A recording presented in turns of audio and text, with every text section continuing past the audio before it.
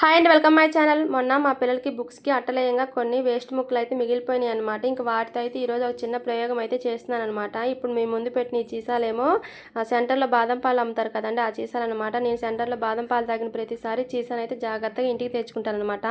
అలా 8 చీసాలు చేస్తే మా మరదలు 4 చీసాలు ఎత్తుకెళ్ళి ఇంకా మిగిలిన 4 చీసాల్లో నేనైతే మీషో నుంచి ప్లాస్టిక్వి ఫ్లవర్స్ అయితే ఆర్డర్ చేసి పెట్టాను అనమాట.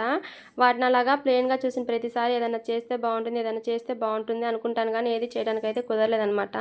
ఇంకా మొన్న మా పిల్లలకి బుక్స్ కట్టలేసిన తర్వాత ఆ వేస్టేజ్ ముక్కలు మిగిలినాయి కదా, వాటితో అయితే ఏదైనా చేద్దాం అనుకున్నాను. ఇంకా దానికి తోడు కొన్ని కలర్స్ పేపర్స్ అయితే మా పక్కింటి పిల్లల దగ్గరికి వెళ్ళి తెచ్చానండి.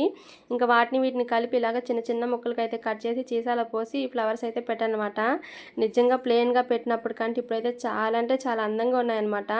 మొత్తం 4 ఒకే దగ్గర పెట్టి చూస్తే ఇంకా చాలా బాగున్నాయి, కానీ పైన పెట్టిన తర్వాత ప్లేస్ సరిపోదని చెప్పి విడివిడిగా అయితే పెడతానమాట.